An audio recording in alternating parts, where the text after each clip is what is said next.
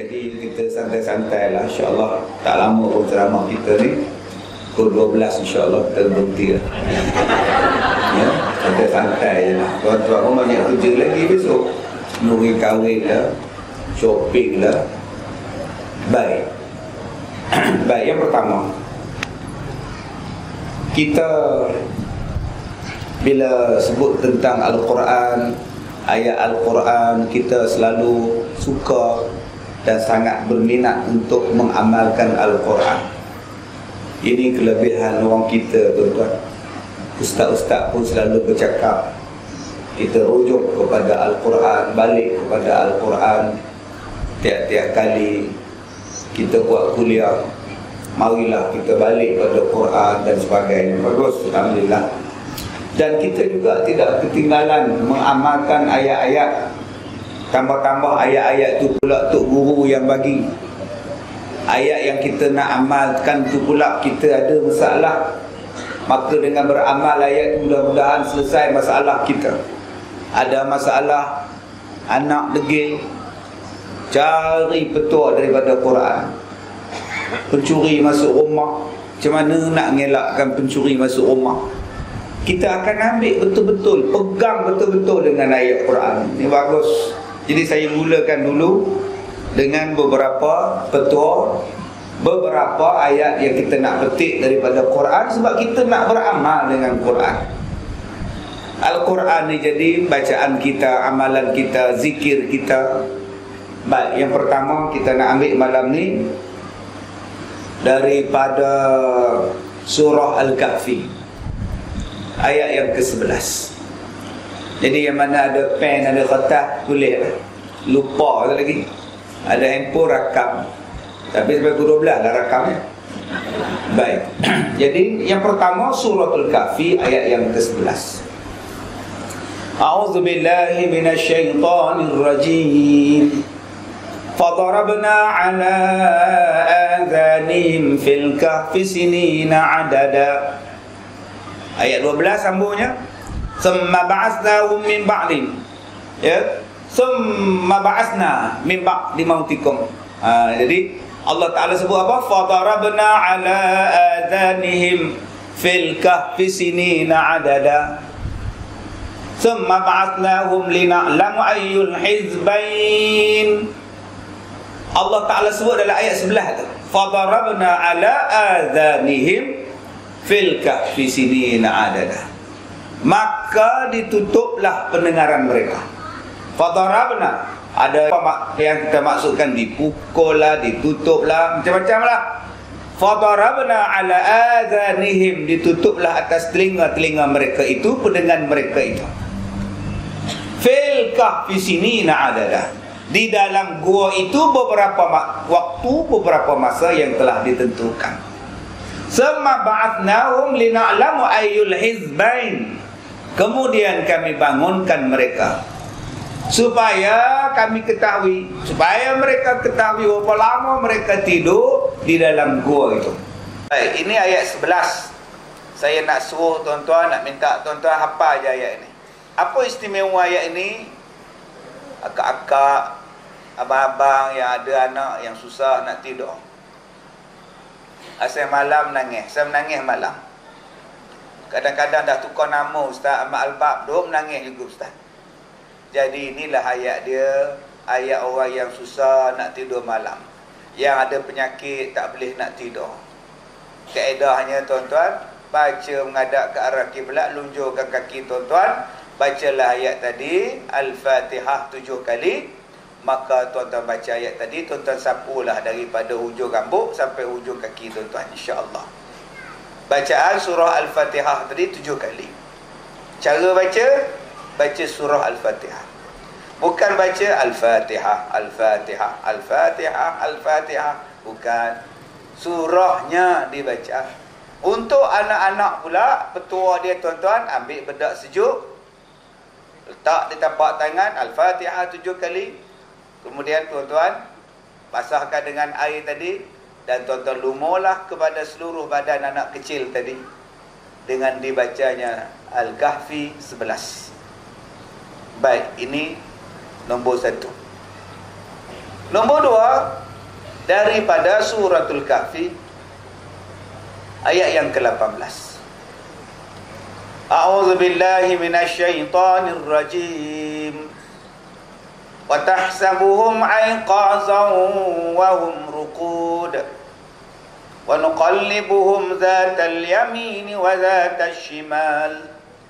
Wa kalbuhum basitun zira'i bil wasid. Law ittala'ta 'alaihim lawallaita minhum firara wa lamuli'ta minhum ru'ba. 18 suratul Kahfi, surah yang sama. Baik, ayat yang pertama tadi kita baca, faedahnya mudah-mudahan orang yang susah tidur, ya insya-Allah mudahlah tidur waktu malam ni. Tak seksa tak boleh tidur tuan-tuan. Dulu masa saya belajar dulu, ustaz saya kata di antara tanda-tanda orang yang terkena penyakit saka atau mewarisi saka ialah apabila dengar ceramah dia tidur. Itu tanda-tanda lah. Jadi kita tengok lagi setengah jam siapa ada saka ke sini. Jadi yang mana agak-agak ada saka tu baik celik-celik mata siap tuan-tuan. Baik, ayat yang ini datang satu orang minta saya buat pagar rumah. Dia kata, ustaz tolonglah buat pagar rumah. Saya jawab saya tak ada lesen kelas F. Dia kata rumah saya dah ada pagar ustaz. Habis tu apa pagarnya lagi? Tolonglah di rumah kami, kejiranan kami ni ustaz, banyak pencuri. Letak motor hilang, letak helmet lebur ustaz. Oi. Habis curi pecah masuk rumah orang. Jangan kata rumah, serai pun dicuri ustaz. Entah dia nak buat tom yam ke apa, tak tahu lah ustaz. Oi. Jadi ini adalah ayat wa tahsabuhum aiqaza. Maka mereka itu menyangka bahawa Ashabul Kahfi itu sedang berjaga, padahal mereka itu tidur. Kalau kamu tengok mereka itu, kejap dibalikkan badan mereka ke sebelah kanan, kejap dibolak-balikkan badan mereka itu ke sebelah kiri. Kalau kamu tengok mereka keadaan itu, kamu takut, kata Allah. Di hadapannya pula ada seekor anjing. Wa kalbuhum basitun zira'ihi bil wasid. Terjula di muka pintu gua.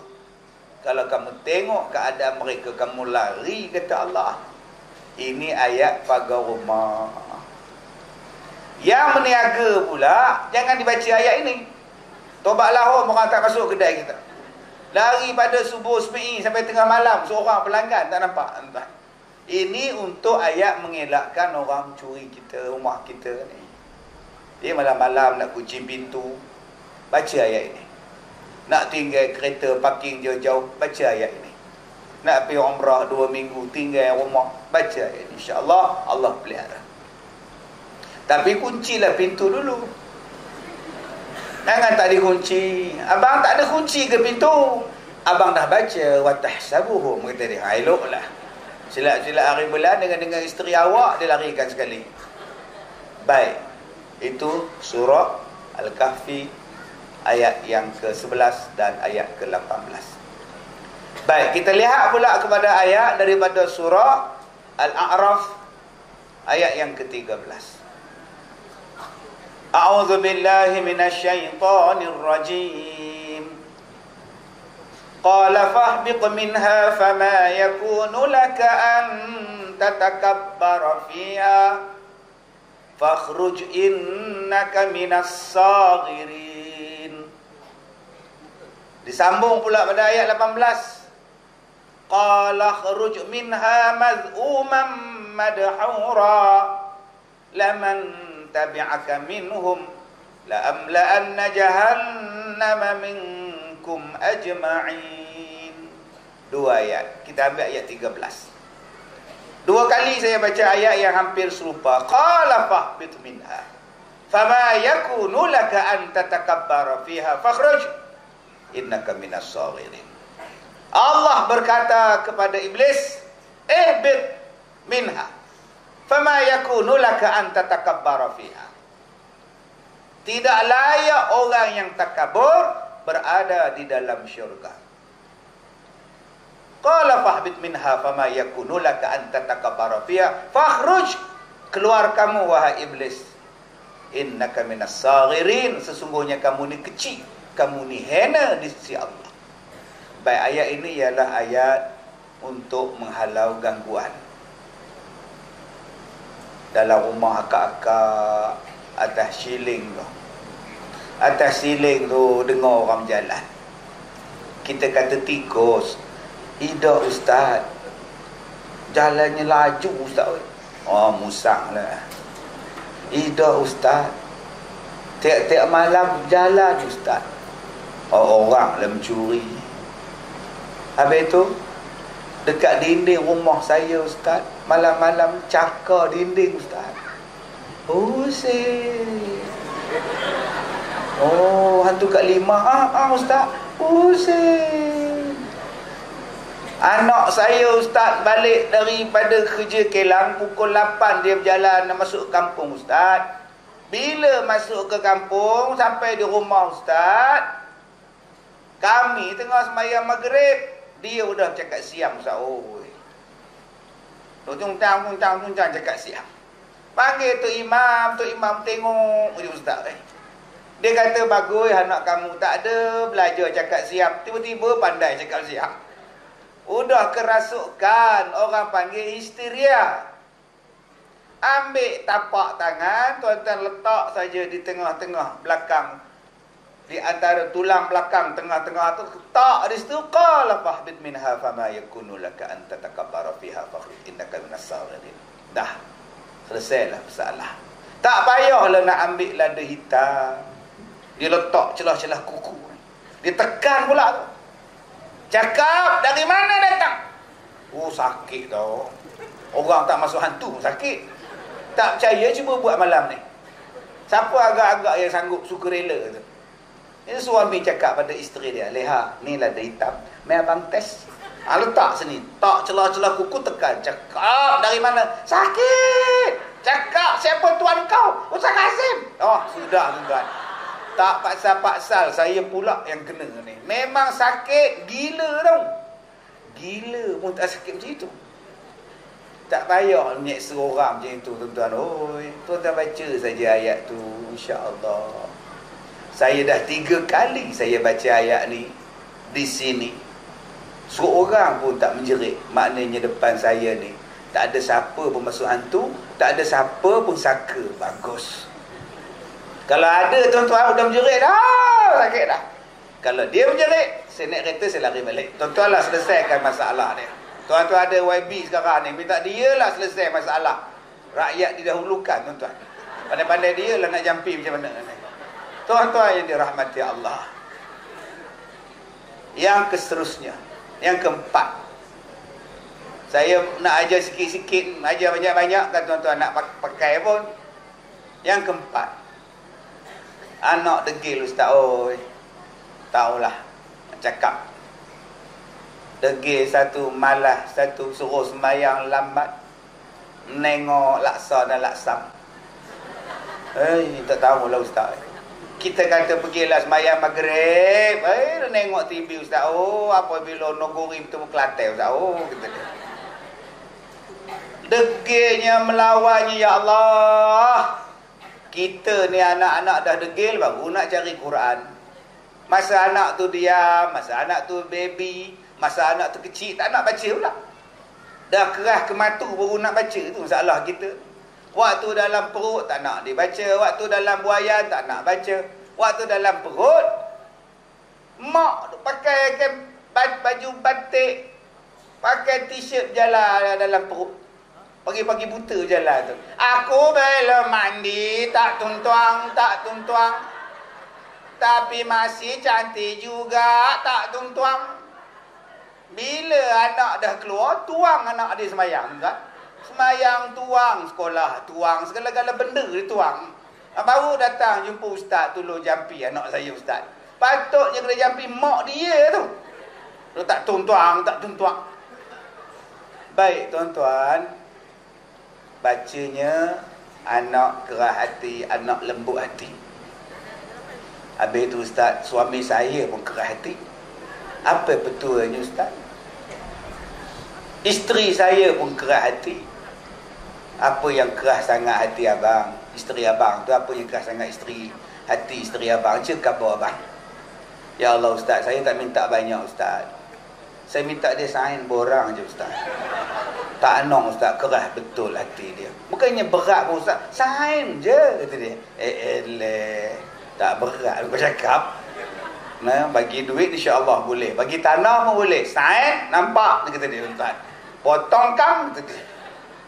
Jadi tuan-tuan, kalau kita ni dapat orang degil-degil keras hati, anak sedang tidur, suami sedang tidur, isteri sedang tidur, bacalah surah Asy-Syura ayat 19.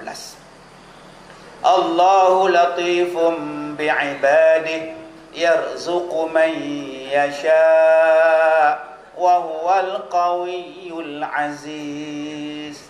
Ambil tapak tangan, letak kat dada anak kita tu. Baca 19 kali. Letak dia hubung-hubung kepala dia 19 kali. Anaknya dah tak ada Ustaz. Oh, dah lari pada rumah. Kalau gitu doalah kak, sebut nama dia, ya Allah anak aku sekian-sekian, bacalah 19 kali, minta dia balik.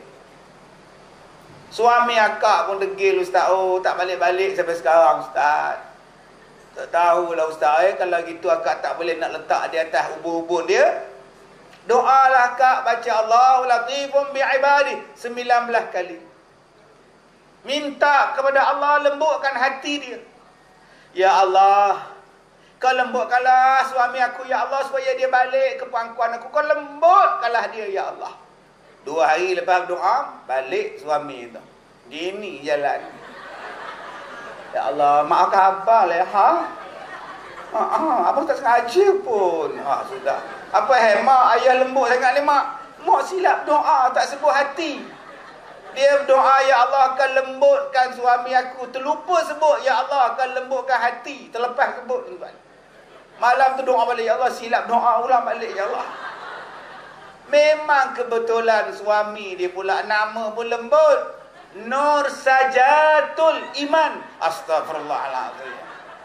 Yang mana faham? Tak faham sudah tuan. Baik, itu daripada surah Asy-Syura ayat yang ke-19. Yang keempat kan kelima? Seorang 4, seorang 3, seorang 5. Seorang yang ayat yang kelima. Baik. Daripada apa? Tuan-tuan, saya ni bukan nak ajak tuan-tuan pula, tidak. Kalau kita ziarah orang nazar, macam-macam tuan-tuan, orang ziarah orang nazar. Saya dalam perjalanan dari Johor tadi, saya dari Johor Skudai, ada satu orang datang minta tengok isteri dia. Dah duk sebut-sebut nama ustaz, memanggil-manggil ustaz. Isteri dia dah sakit, dah kritikal. Cari nombor telefon saya, akhirnya dapat juga. Telefonlah tadi petang. InsyaAllah saya kata, saya balik daripada Ampangan, saya pergilah rumah tuan. Tengoklah, sebab pukul 1 saya nak pergi ke hospital. Sebab ada 2 orang duk sebut-sebut nama Ustaz Kazim. Saya sakit Ustaz Kazim. Ya, yang baru ni Khamis lepas pukul 1 petang hospital telefon. Minta tolong ziarah satu anak ni umur 11 tahun. Dah dalam keadaan kritikal. Bila saya pergi tuan-tuan, memang kritikal lah. Kanser otak. Dia kata, Ustaz, waktu anak saya sihat, Ustaz lah yang dia tengok kalau dah jodoh. Orang lain tak boleh usik channel lain, tak boleh pegang remote, dia seorang je nak tengok kalau dah jodoh. Terima kasih Ustaz datang memenuhi harapan anak saya. Saya tuan-tuan meleleh air mata tuan-tuan. Anak yang tak sedar tadi ni pun meleleh air mata dia. Mak dia lap air mata ni tuan-tuan, kena kanser. Jadi tuan-tuan, bila ziarah orang yang kritikal macam itu, tuan-tuan nak baca apa? Ada yang cekak pinggang sambil geleng kepala. Tak lama ni. Jahat betul. Mulut tu jahat. Ada yang tangan tak di belakang menyandar ke dinding tengok. Baca. Saya pergi dekat telinga dia. Saya baca surah Al-Fatihah 7 kali. Kemudian saya baca daripada surah Yasin ayat 1 sampai ayat 9. Habis dengan waja'alna min baini aydihim sadda wa min khalfihim sadda fa'aghshaynahum fahum la yubsirun. Itu baca dia.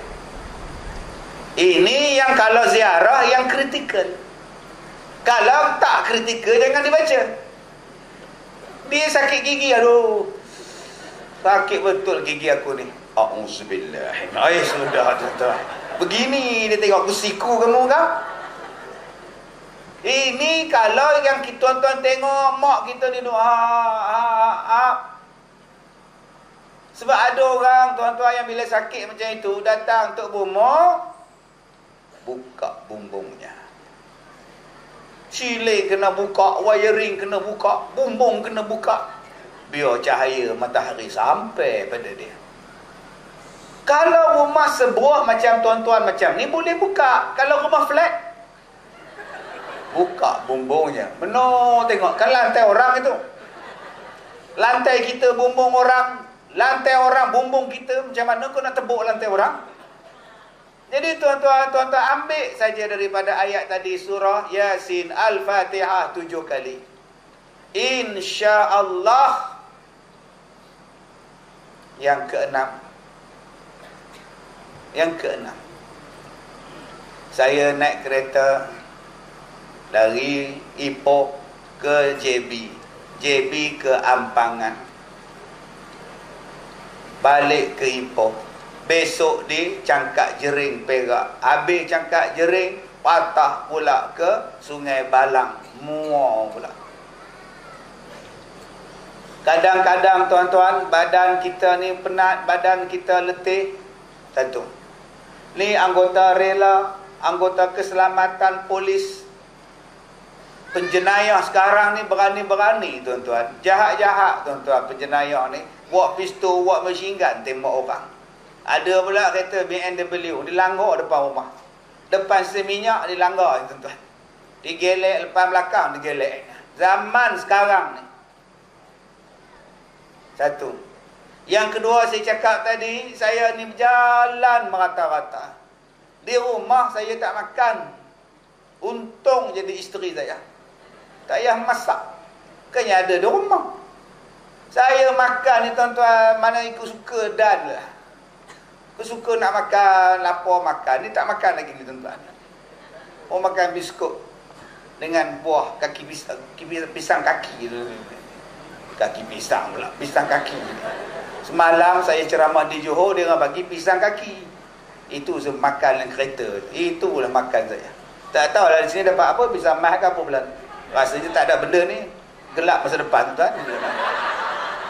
Semalam masa ceramah di JB, saya nampak lah pentas sebelah tu. Tu dia, buah punya banyak.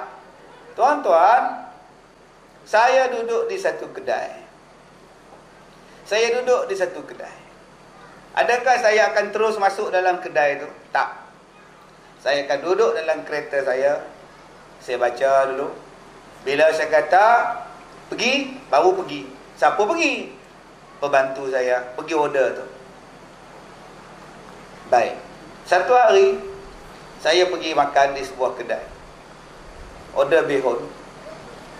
Milo panas. Milo panas. Milo kosong. Saya pun tengah duk jawab SMS. Tiba-tiba Masya Allah, bunyi meletup. Saya ingatkan pistol. Siapa pula menembak ni? Bila saya tengok pinggan bihun saya, rupanya terbelah tuan-tuan. Pecah, terbelah. Dan saya angkat pinggan itu, di bawahnya serbuk banyak. Saya pun panggil toki kedai. Saya kata ambil baliklah. Saya tak nak. Saya bayar. Saya makan di satu kedai. Saya minta laksa. Bila saya makan tuan-tuan, elok nak suap je. Bukan satu, bukan dua, bukan tiga. Apa Ustaz? Bulu burung. Punya banyaknya bulu burung dalam laksa saya tu. Saya pun letak balik. Saya panggil akak. Nampak tak tu? Ini daun kesum. Kak, kenapa tak cakap daun ketum? Dia cakap ini daun kesum, kata dia. Lebih baik kak cakap daun ketum. Ini bukan kesum kak. Ini nama dia sarang, burung punya sayap. Bulu burung. Kak, duduk sini. Saya nak ajarkan akak bagaimana akak nak jaga kedai akak daripada sihir, daripada santau, daripada orang jahat yang nak buat secara kasar atau nak buat secara halus. Baik, apa nak buat? Tiap-tiap kali abang-abang, akak-akak lepas sembahyang, bacalah daripada surah Hud ayat 56.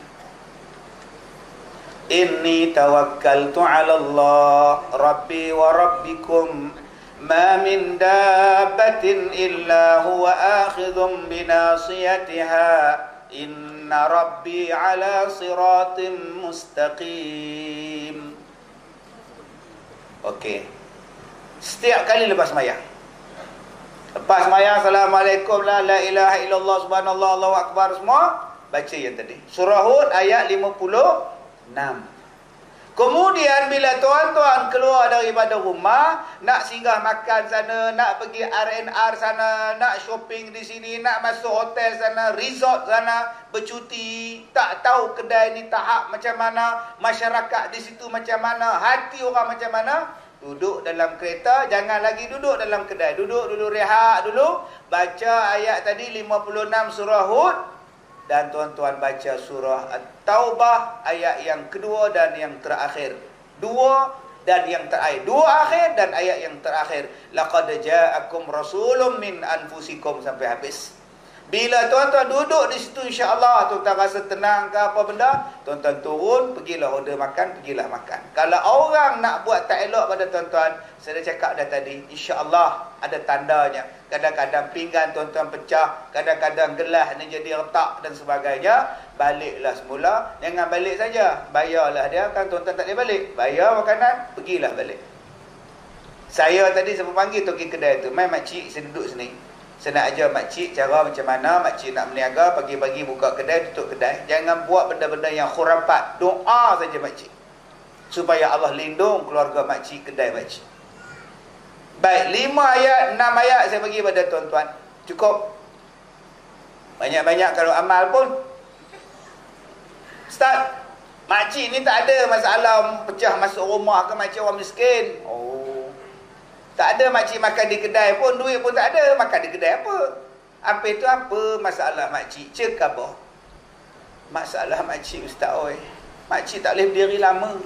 Berdiri lama tu rasa bergoyang. Bumi ni rasa pusing-pusing. Oh, sakit kepala. Pening kepala ustaz. Tulis betul dia. Untuk masalah sakit kepala, pening kepala, tuan-tuan nak elakkan ialah sangat mudah. Tuan-tuan hanya perlu buka gerai menjual cakotiau atau mi goreng. InsyaAllah tuan-tuan takkan terkena sakit kepala. Dalilnya, anda fikir saya ada masa untuk sakit kepala? Itulah dalilnya, satu iklan dalam TV. Jadi dia berniaga pasal malam memang tak pernah kena sakit kepala tuan-tuan. Jadi itulah betul dia. Jadi yang mana rakam tu confirm menyesal. Baik tuan-tuan yang dirahmati Allah. Baik. Ayat sakit kepala tadi dalam surah Al-Waqi'ah. La yusaddauna anha wa la yunzifun, kan? Ambil air letak dalam tapak tangan, tarik ke hidung dan hembuskan balik air itu keluar. Jangan tuan-tuan sedut air tu. Ni lemah ni. Tarik sikit je masuk dalam dan keluarkan balik. InsyaAllah hilang sakit kepala. Baik. Itu ayat-ayat yang kita belajar tentang amalan-amalan daripada ayat Quran. Adakah kita nak beramal setakat doa-doa ayat-ayat macam tu je? Sedangkan keseluruhan Al-Quran kita kena amalkan. Sekarang saya nak ajar pula tuan-tuan satu ayat di dalam Al-Quran surah Ali Imran juzuk yang keempat. A'udzu billahi minasyaitonir rajim. Lan tanalul birra hatta tunfiqu mimma tuhibbun wa ma tunfiqu min syai' fa innallaha bihi alim. Juzuk yang keempat, awal-awal juzuk 4. Lan tanalul birra hatta tunfiqu mimma tuhibbun. Sesekali tidaklah diterima pemberian kamu, tidaklah diterima infak kamu, tidaklah diterima sedekah kamu, melainkan kamu beri sesuatu yang kamu sayang. Dan sesiapa yang memberikan sesuatu, sesungguhnya Allah Ta'ala mengetahui tiap-tiap sesuatu. Tuan-tuan tak nak amal ayat ni? Ayat sakit kepala nak beramal, ayat sakit perut nak beramal, ayat elak mencuri nak beramal, ayat nak ngelak santau nak beramal. Allah Ta'ala kata, kalau nak sedekah, bagi yang paling kamu sayang. Berapa ramai yang tak nak beramal? Kadang-kadang kita pilih-pilih ayat. Abang, ya, pisang tu dah hitam, pergilah sedekah pada pamat tempe tu. Takkah hitam-hitam nak bagi pada orang? Kalau buat cokodok boleh lagi, kata dia. Hai, buah pisang dah hitam-hitam baru hantar ke surau. Berapa ramai tuan-tuan niat nak sedekah bagus. Pagi-pagi bangun pukul 4 buat karipap. Buat karipap, buat agar-agar, buat cucur badak, cucur Jawa, semua dia buat. Pagi dah buat, hantar di warung kedai. Pukul 6 petang baru dia pergi collect. Berapa habis, berapa tak habis. Karipap ada 4, cucur ini ada 5 tak habis. Mak dia cakap, Den, hantar dekat orang surau. Kesian dia orang lapar. Tu imam bersila makan tuan. Tuan-tuan bagi benda yang dah tak nak pada orang. Allah Ta'ala kata sesekali tidak diterima, melainkan pemberian kita ialah pemberian yang paling disayangi. Tu nama ada surau tu, As-Salam punya surau. Banyak orang derma, bagus. Tetapi duit RM1 yang dia derma tu, agungnya pakai sepet hitam. Ada misai lagi. Duit conteng dia masuk dalam tabung. Duit tu dah terkoyak, dia ambil gam plastik, dia gam, balik dia cantumkan duit. Sedekah kat masjid dia. Sebab dia tahu di kedai tolak duit dia, dia letak di masjid. Apa jenis ni? Nun banjir di negeri mana tak tahu, jawatan kuasa surau dengan NS Bina ni anjurkan mengumpul pakaian untuk mangsa banjir. Yes. Rupanya tempat dia nak letakkan baju buruk tuan. Berkotak-kotak dia bagi. Baju zaman 70-an. Hair Amir punya baju. Baju Hair Amir seluar DJ Dave. Besar ini seluar kakinya. Jalan dia sapu semua jalan. Dia kata sedekah lah pada orang banjir, kesian dia orang. Lagu Hair Amir, seluar Hair Amir tu, ingin ku milik kasih ayu jelita, wajah cantik berseri sinar cahaya. Zaman bila punya lagu tu?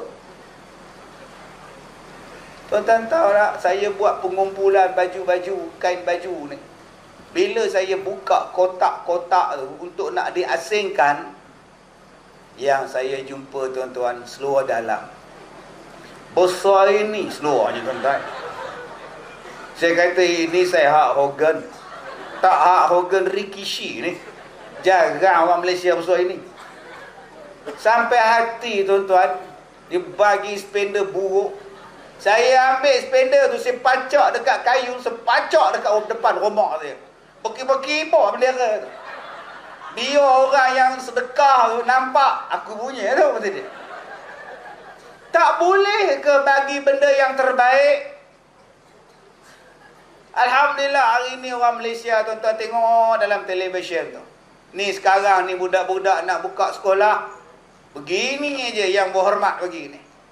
Majlis penyampaian pakaian bantuan pakaian dan kelengkapan sekolah dirasmikan oleh yang berhormat. Tengok baju semua bagi elok-elok. Bagi yang terbaik.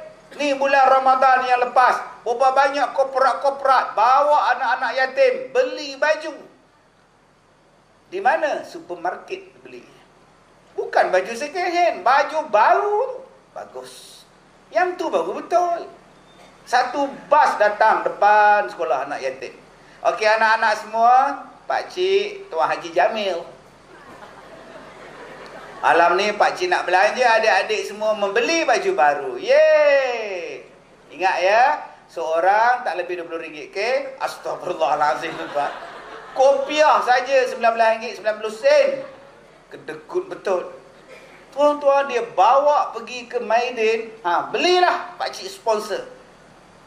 Allah, tiap-tiap malam anak yatim dibawa makan, dibawa shopping. 30 kopiah, 30 baju, 30 seluar. Untungnya jadi anak yatim di Malaysia. Cuba tengok adik-adik yang tak jadi yatim, berapa lai baju raya lepas? 2 pasang je Ustaz. Seorang jawab sepasang je Ustaz. Anak boleh tanya pada mak, "Mak, bila ayah nak mati?" Astagfirullahalazim. Sebab dia tahu bila ayah dia mati, dia jadi anak yatim, banyak bantuan sampai kata dia. Allah, tuan-tuan, jom malam ni kita sambut Maulidur Rasul peringkat kampung kita ni. Kita ubah. Aku nak beramal dengan ayat Quran. Setiap sesuatu yang aku nak sedekah, setiap sesuatu yang aku nak beri pada orang, aku nak beri benda yang paling terbaik, yang paling aku sayang, supaya Allah bagi markah yang banyak kepada aku dan ganjaran yang besar kepada aku di hari kiamat. Inilah dia beramal dengan Quran. Bukan setakat beramal dengan ayat murah rezeki, wa may yattaqillaha yaj'al lahu maghfiratan, tidak. Kedekut pula tu. Ni kita ubah. Tuan-tuan, bila ayat ni turun di Madinah, bila ayat lantana ni diturun di Madinah, sahabat-sahabat ni begitu excited sekali nak beramal. Inilah dia tuan-tuan sahabat-sahabat Nabi SAW. Bila dengar saja ayat haramnya arak, balik di rumah, habis tung-tung arak, habis, dibuang habis arak, dipecahkan habis tuan-tuan. Pasal arak dah diharamkan. Sahabat bila dengar ayat Quran, mereka pegang betul-betul. Bila Nabi cakap, tidak diterima pemberian kamu, melainkan kamu bagi yang paling kamu sayang. Ada seorang sahabat Nabi namanya Abu Talhah.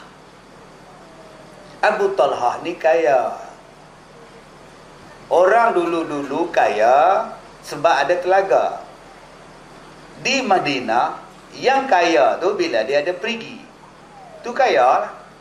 Siapa yang ada kebun, siapa yang ada perigi, tanahnya subur, boleh tanam pokok kurma, ini jutawan, hartawan, billionaire. Orang sekarang di Malaysia kaya kalau dia menjual produk kosmetik. Yang tu kaya. Dia tak ada perigi pun tak parah. Dia cukup ada yang ni tuan-tuan. Gaya lah dia insya-Allah. Yang mana faham, tak faham sudah. Orang dulu-dulu kaya sebab ada perigi. Sebab masa itu air susah. Bukan macam Madinah sekarang. Saya pergi bila haji ke umrah tahun 90 berapa. Masa tu tuan-tuan, air kena kongsi tu. Tengah-tengah mandi ke hotel, air hilang habis. Air habis, tunggu kejap, lori nak hantar. Astagfirullahalazim. Bila pula lah lori nak sampai? Itu zaman 90-an, 80-an. Bayangkan zaman dulu-dulu, mana nak ada air, hidup susah, panas sejuk. Madinah yang paling berharga ialah perigi. Yang paling mahal ialah perigi. Sebab tu Nabi buat kempen menguasai perigi daripada tangan-tangan Yahudi. Di situlah ada kebun, di situlah ada kesuburan. Sebab tu kalau kita buat umrah, kita ziarah ladang kurma, tuan-tuan masuk dalam ladang kurma, tuan-tuan rasa apa? Rasa seronok. Saya bila pergi umrah, tuan-tuan, saya duduk dekat ladang belakang tu, nyanda kat kursi tu arak warna merah tu. Minum teh panas tu. Kemudian apa saya buat? Saya akan pergi ke telaga dia, saya rendam, saya basuh muka, seronok dengan air sejuk perigi dia.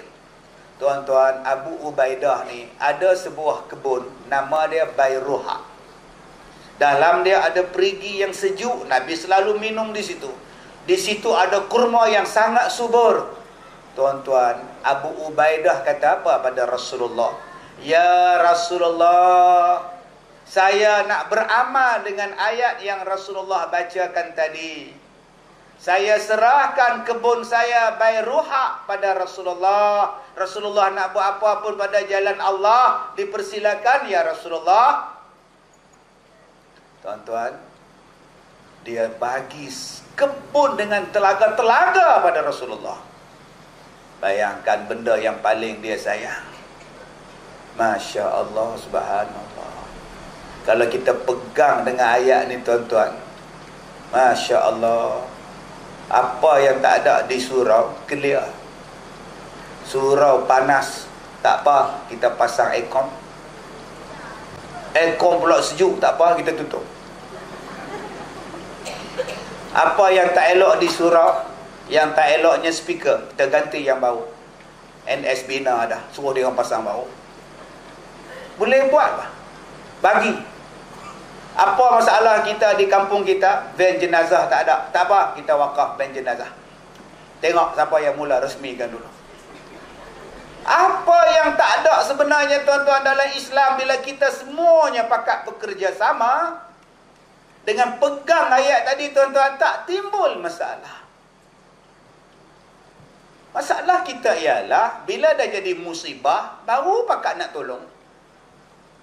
Bila terbakar budak-budak ni, dibakar 20 orang meninggal. Asrama tahfiz. Satu Malaysia bantu. Berjuta dapat kan? Kalaulah tak terbakar, agak-agak siapa nak bantu? Sebab tu saya kata pada pelajar-pelajar sekolah saya, kamu bakar je sekolah ni, insya-Allah bantuan sampai. Adakah kita nak tunggu dibakar sekolah, mati 4-5 orang baru nak dapat bantuan? Siang malam kita bercakap, marilah berpegang pada Quran, marilah pegang Quran. Engkau nak pegang di mana?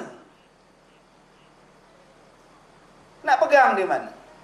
Bawa mak pergi umrah. Nun hotelnya 2 kilometer.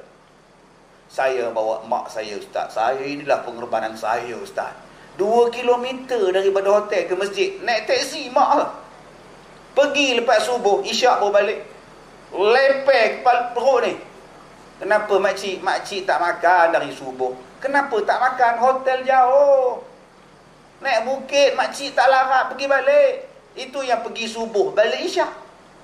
Apa salahnya anak bagi hotel yang terbaik? Mak, ni hotel ni mak. Mak berjengkit pun sampai masjid mak. Tapi mahal lah sikit, 1,000 lebih je, lebih pada yang murah tu mak. Tapi untuk mak saya bagi yang terbaik. Mak buka je langsir, nampak Kaabah depan tu. Tak menangis mak. Bagi yang terbaik. Itu dalam bab umrah. Serupalah dalam bab-bab yang lain tuan-tuan. Nombor 2. Nabi habis baca ayat ini dalam masjid lepas sembahyang Isyak. Ada seorang musafir baru sampai di Madinah. Bila disampai di Madinah waktu malam, tak ada rumah, tak ada kawan, tak ada siapa dia nak menumpang. Nabi bangun. Siapa di kalangan kalian yang sudi mengambil dia sebagai tetamu kalian pada malam ini? Dia keseorangan, dia musafir, dia tidak ada saudara. Terus angkat tangan.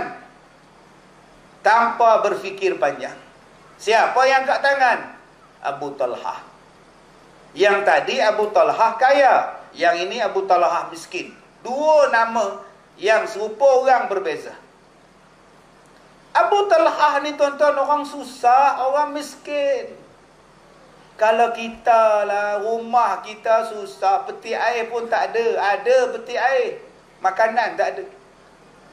Tiba-tiba tetamu datang. Ya Allah, sibuk pula.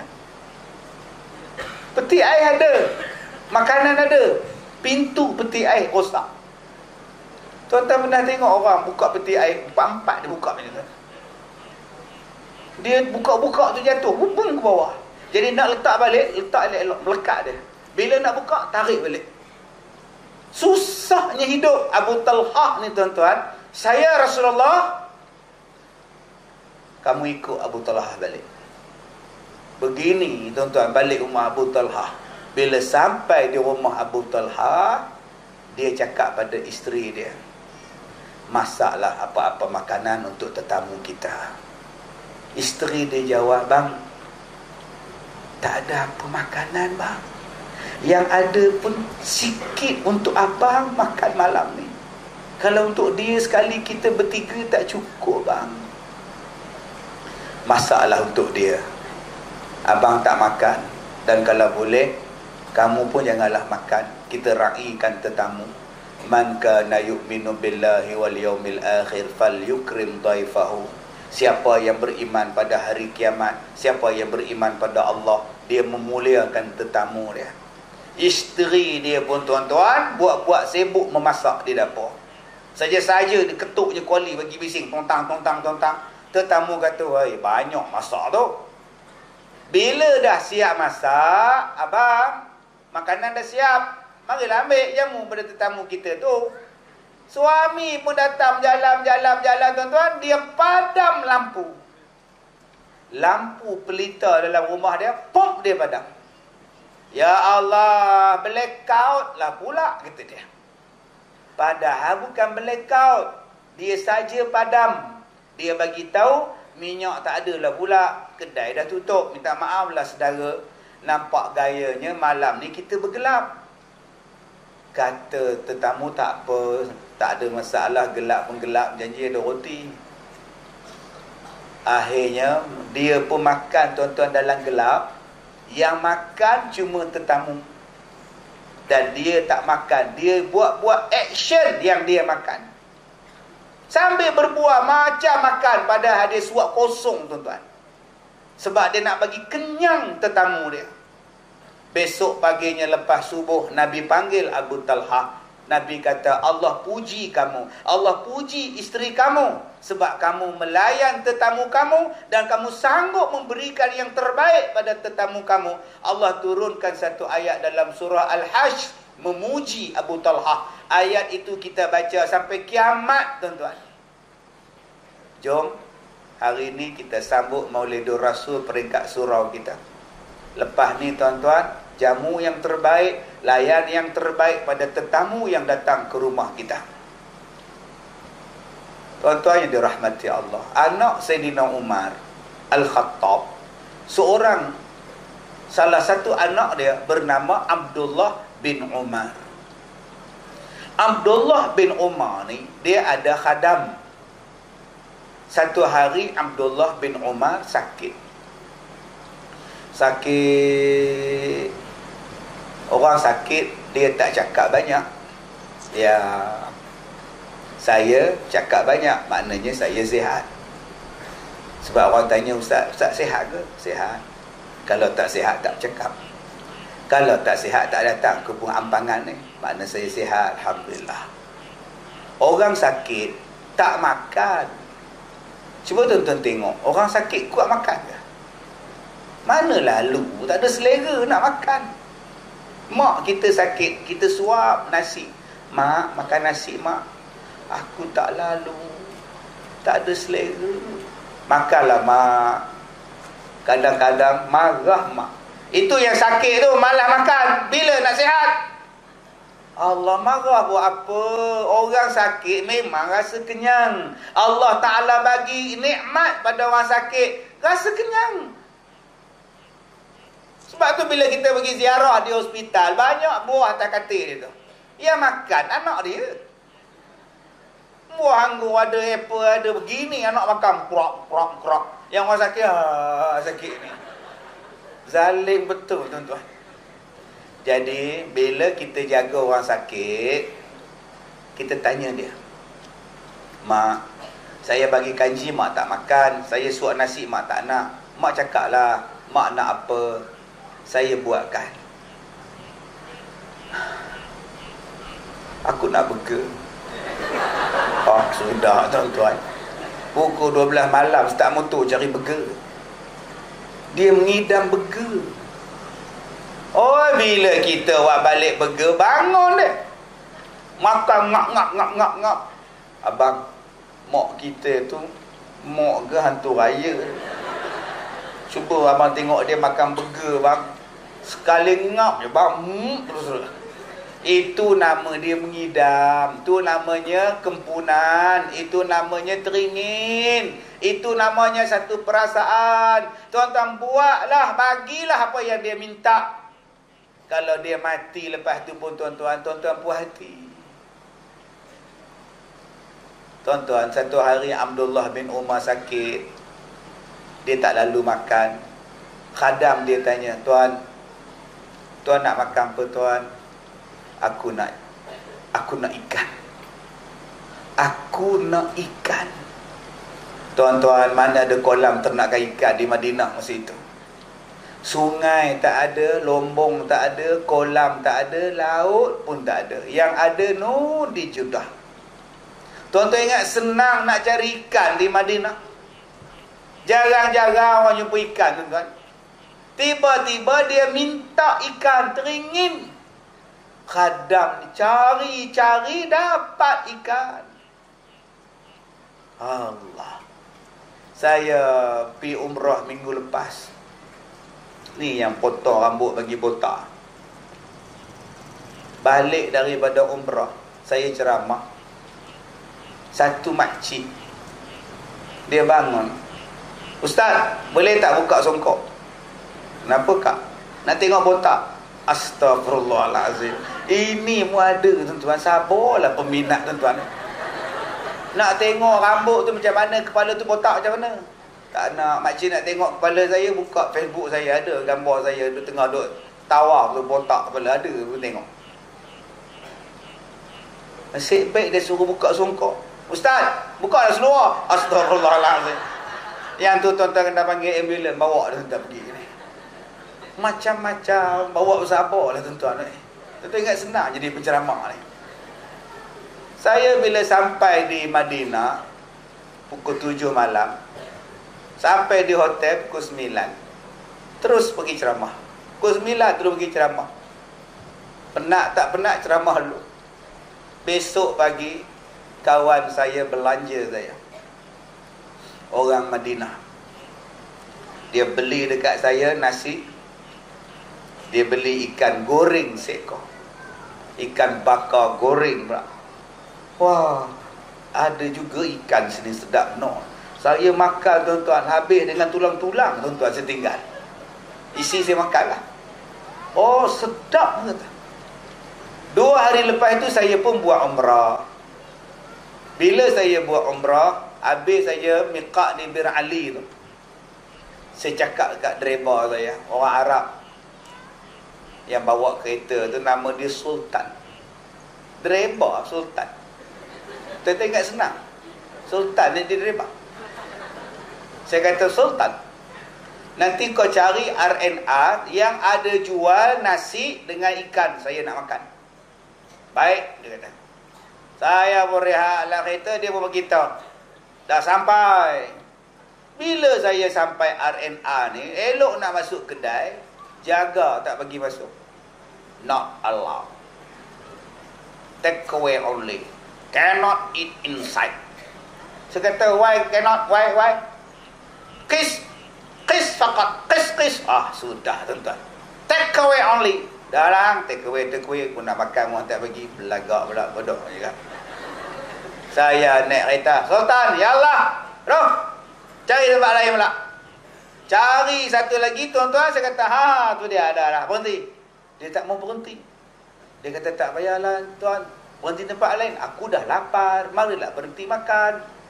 Dia kata, kalau tuan nak berhenti makan, tuan berhenti. Saya tak nak berhenti, saya tak nak makan. Lagi bagus, jimat duit aku. Bila saya order ikan dengan nasi, tuan-tuan, duduk cokong tu, saya tengok lalat 2-3 ekor sampai dah. Oi, banyak lalat ni. Oi, lalat. Tapi lapar punya pasal, lasah lah tuan-tuan. Bila saya nak semayang, tuan-tuan, saya pergi ambil wuduk dekat belakang tempat wuduk dengan tanda. Banyaknya lalat. Subhanallah, banyaknya. Geli, tuan-tuan. Saya pun buka tanda, nak pergi ke tanda, buka pintu. Tengok-tengok dalam mangkuk tu. Sebesar-besar mangkuk. Hitam, bosor. Saya kata, ini jin ke orang berak ni. Lalat penuh. Lalat ni yang hurung nasi aku tadi ni. Patut si Sultan tu tak nak makan. Cilakui betul tuan. Kira halal lah, nak kata apa? Ikan punya pasal. Abdullah bin Umar ni dah dapat ikan. Bila dah dapat ikan, khadam dia kata, tuan, bangunlah, ikan dah dapat, mai makan. Dengan berseleranya dia bangun. Elok nak suap, Assalamualaikum, saya susah, saya lapar, boleh tak bagikan saya sedikit makanan, wahai tuan rumah. Dia tak nyanyi macam cerita 3 Abdul tu lah. Tolong kami, itu Piramli. Bantu kami anak-anak yatim piatu. Suara Piramli, tapi yang nyanyi Haji Bakhil. Pelik cerita tu. Kan Piramli tanya, ya Tuan Syekh, apa yang Tuan Syekh inginkan? Saya mencari rumah untuk anak-anak yatim, kata dia. Kebetulan bapak saya nak membayar zakat. Tuan Syekh, inilah rumah anak-anak yatim. Anak-anak semua, inilah rumah kita yang baru. Astagfirullahalazim, Tuan. Dia bagi sebiji rumah, baik betul Piramli, tapi itu kan rumah bapak mertua dia. Salah tu tuan-tuan, mencuri nama tu. Salah tu, begini yang maknanya apa pula balak lepas ni tuan penasihat 25%. Tuan-tuan, dia minta makanan, nasi, lauk dah nak masuk, diletak balik. Khadam, ambil ikan ni, ambil roti ni, bagi dekat orang miskin itu. Khadam ni nak ambil ni tuan-tuan, serba salah. Dia pun ada fikiran, baik aku kasih wang. Dia kasih 1 dirham, engkau pergi cari makanan. Dia bawa balik ikan, letak balik depan tuan dia, Abdullah. Tuan, makan ikan tuan. Bukankah aku dah suruh engkau kasihkan ikan ini pada si fakir itu? Kenapa engkau tak kasih? Saya tak sampai hati tuan. Tuan mengidam, tuan kepingin ikan, tiba-tiba tuan sedekah pula pada orang. Saya dah gantikan dengan 1 dirham. Bangun Abdullah tuan-tuan. Marah, terbeliak mata dia. Kamu tak dengarkah Nabi cakap, siapa-siapa yang teringin satu benda, siapa-siapa yang berhajat satu benda, tiba-tiba ada orang lain yang lebih berhajat, dia beri pada orang itu, akan dihapuskan dosa-dosanya. Kamu ambil ikan ini, kamu cari balik dia, kasih dia makan. Tuan-tuan, kalau nak faham ayat lan tanalul birra hatta tunfiqu, itulah maksudnya tuan-tuan. Sampai tahap macam itu punya sayang, tapi sanggup sedekah pada orang lain. Yang inilah yang Allah Ta'ala akan balas pada tuan-tuan beratus-ratus kali ganda daripada apa yang telah tuan-tuan sedekahkan. Bukan sia-sia tuan-tuan sedekah kapet untuk surau masjid. Bukan sia-sia tuan-tuan sedekahkan bil air tiap-tiap bulan. Bukan sia-sia tuan-tuan sedekahkan bil elektrik tiap-tiap bulan. Bukan sia-sia tuan-tuan sedekahkan pada anak yatim. Takkan sia-sia. Allah pasti membalasnya. Tuan-tuan yang dirahmati Allah, yang mudah-mudahan mukadimah tadi memberi manfaat pada kita. Mukadimah Ustaz. Oi, Pukul berapa? Kan secakap pukul 12. Yang ini baru nak masuk tajuk kita, Maulidur Rasul. Astaghfirullahalazim. Nyesal aku datang. Nak balik duduk kat depan sekali. Aduh, silap tu. Minta maaf lah Datuk. Baik tuan-tuan. Inna zalika min azmil umur. Kehidupan dalam dunia ni, mana ada orang boleh lari, boleh selesai daripada masalah. Allah sebut dalam Al-Baqarah, walanabluwannakum bisyai'im minal khawfi wal ju' wa naqsim minal amwali wal anfusi wath thamarat wa basyiris sabirin. Mana boleh kita lari daripada masalah? Allah Ta'ala sebut, Allah Ta'ala akan test kamu dengan ketakutan, dengan kelaparan, dengan miskin harta, dengan kematian, dengan buah-buahan tak menjadi buah-buahan macam-macam. Allah test sebab Allah nak tengok di kalangan kamu siapa yang sabar. Siapa yang sabar bagus, kata Allah, wa basyiris sabirin. Allah akan test. Yang kita boleh buat apa? Minta pada Allah, Rabbana wala tuhammilna ma la taqata lana bi. Minta pada Tuhan, ya Allah, jangan kaulah bebankan pada kami satu bebanan yang kami tak mampu nak pikul, ya Allah. Janganlah kau berikan kepada kami kesusahan yang kami tak tahan, ya Allah. Yang tu kita doa. Tuan-tuan, saya tutup ceramah malam ni. Bagaimanakah kita boleh dapat hidup senang dalam dunia? Sebab dalam dunia ni, tuan-tuan, masalah saja. Ada orang yang masalah dengan suami. Suami pemalas. Hari-hari tidur saja. Hari-hari yang taunya minta duit. Hari-hari tahu pukul. Siang pukul, malam bahajat. Apa jenis suami ni? Siang-siang dengar ke jiran-jiran, melawan. Mukbak tu dia balun, tuan-tuan. Ambil tali pinggang, piak. Abang, sakit. Tahu sakit. Start motor, pergi main dam. Buat haji. Mekah tak sampai. Pukul 10 malam balik.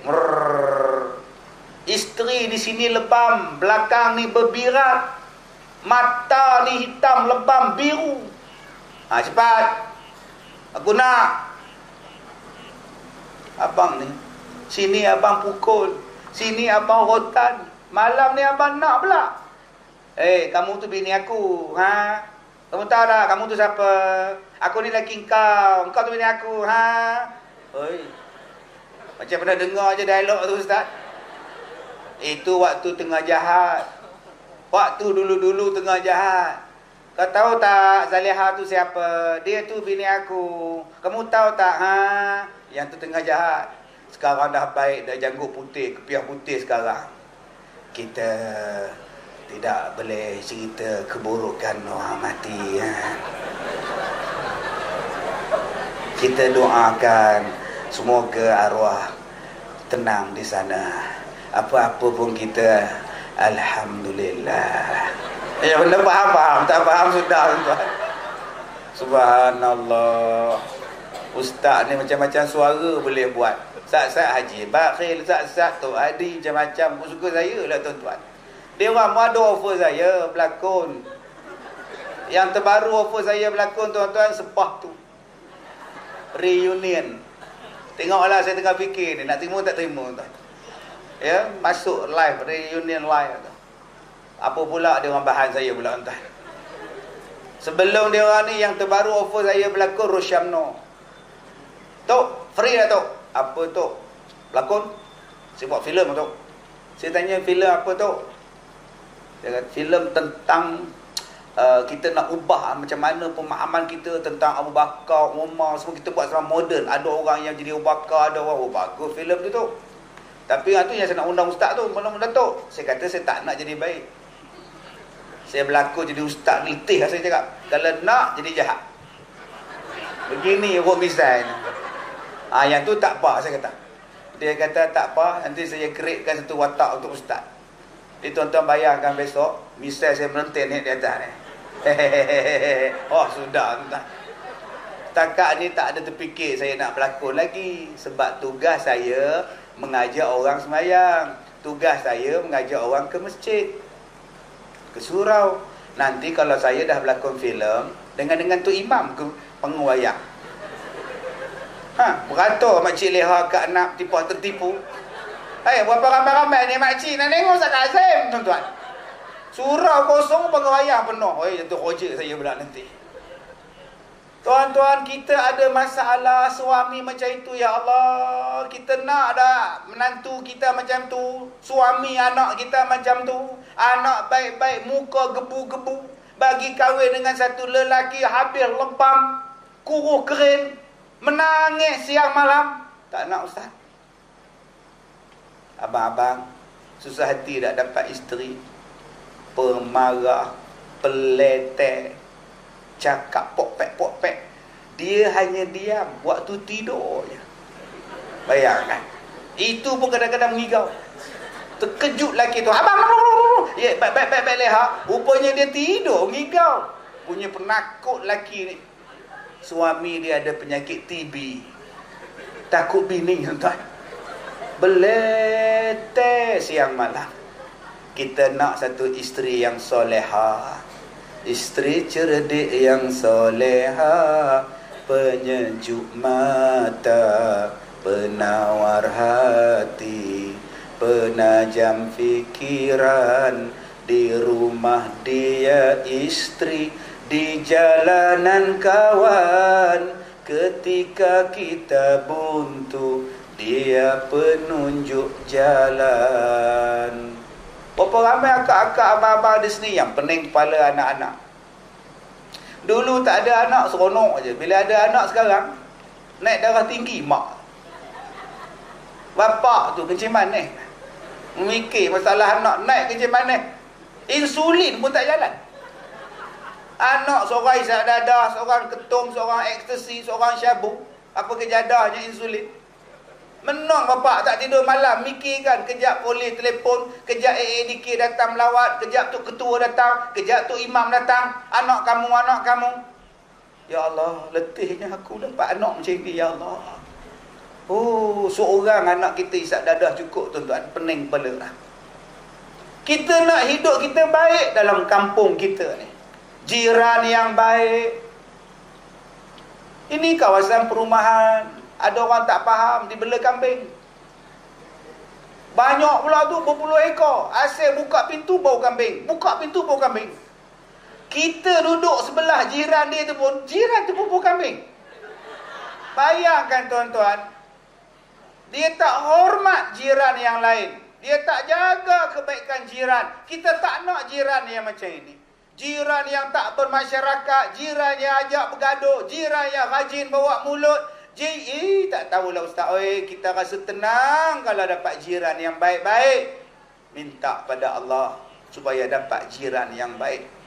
Tuan-tuan tak nak dalam dunia ni kita hidup tak ada masalah. Kita sakit. Ada orang sakit kencing manis. Di Malaysia ada dekat 4 juta pengidap kencing manis. Salah seorangnya ialah yang depan tuan-tuan. 4 juta.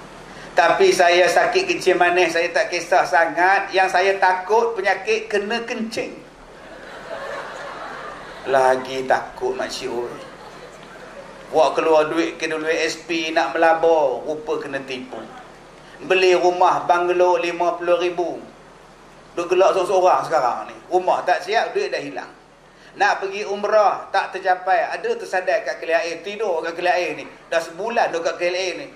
Travel dia trouble. Tu nama dia kena kencing. Kita minta supaya penyakit kita baik. Allah tolong. Semalam saya pergi ceramah di Skudai. Satu pakcik dengan makcik suami isteri datang. Dia beli. Saya sekarang saya duk minum jus durian Belanda. Saya kata kencing manis saya sekarang 3.8, 4.6. Jarang dah dapat 8, 10. Sekarang tuan-tuan, makanlah nasi arak, nasi kambing, nasi kucing pun tuan-tuan, tak lepas pada 6. Dia ni tak percaya, dia beli. Dia beli cek 4. Doktor cek 4. Doktor tak puas hati, rosak pula mesin ni. Dia ketuknya mesin tuan-tuan. Buat lain 4 kali cek 4. Semalam dia beli 3 botol tuan-tuan. Selesai masalah kita jadi suplemen makanan tambahan kita. Allah, kita minta supaya Allah satukan kita dengan ubat yang boleh menjadikan penyakit kita ini hilang. Doktor yang bagus, ubat yang bagus, insya-Allah treatment yang bagus, pantang yang bagus. Mudah-mudahan Allah lanjutkan elok-elok benda itu. Sebab jadi penyakit kencing manis susah. Ustaz, tanda-tanda kencing manis apa? Bila kencing, semut datang. Bila kita masuk dalam tandas, semut iring tau. Kawan-kawan, minum makan sampai. Gini semut datang. Itu tanda-tanda kencing dah teruk. Lagi teruk kalau tuan-tuan kencing, semut ikut atas katil. Penuh. Lagi dahsyat bila tuan-tuan kencing, keluar semut. Kencing keluar semut. Semut keluar. Itu tahap kritikal lah. Tahap gaban lah nama dia tuan-tuan. Jadi kita minta dalam dunia ni, negara kita aman, negeri kita aman, Allah bagi makmur, Allah bagi tenang, anak-anak kita boleh pergi sekolah dengan baik. Sebab saya takut tuan-tuan, budak yang tadi yang 11 tahun kena kanser ni sihat. Dalam tempoh beberapa bulan saja, sap, meninggal tuan-tuan. Tuan-tuan tengok adik Arif yang meninggal tadi ni. Sehat budak tu. 2017 Januari dia kena kanser tisu. Dia kena kanser tuan-tuan. Mata ni terkeluar ni tuan-tuan. Tadi meninggal. Padahal budak tu sihat. Ni nama dia kanser sekarang. Di antara sebab-sebab kanser tuan-tuan ialah dia tak dirawat ataupun penyakit santau yang dia kena tak dirawat sampai habis. Akhirnya jadi barah merebak. Tuan-tuan, itu masalah di dalam dunia. Nanti satu hari kita akan masuk dalam kubur. Adakah masalah di dunia boleh selesai bila kita masuk dalam kubur? Tidak. Yang situ lagi tak boleh selesai. Gelap tu tuan-tuan. 2-3 hari lepas, sastrawan negara Shah Nun Ahmad meninggal. 2 minggu lepas, pelakon Latif Bourguiba meninggal. Kita bila pula? Saya dah meninggal tahun lepas di Kelantan. Viral dalam Facebook, blog Al-Fatihah, Ustaz Kazim meninggal. Sampai hati dia orang cakap saya meninggal. Ni yang datang ni zombie. Itu yang berjalan terhegeh-hegeh, itu zombie.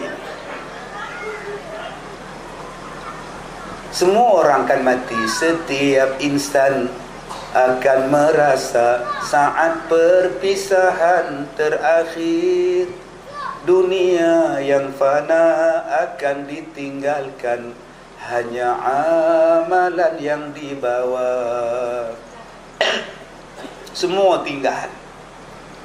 Tuan-tuan, kalau tuan-tuan ada masalah dalam dunia, ramai tolong.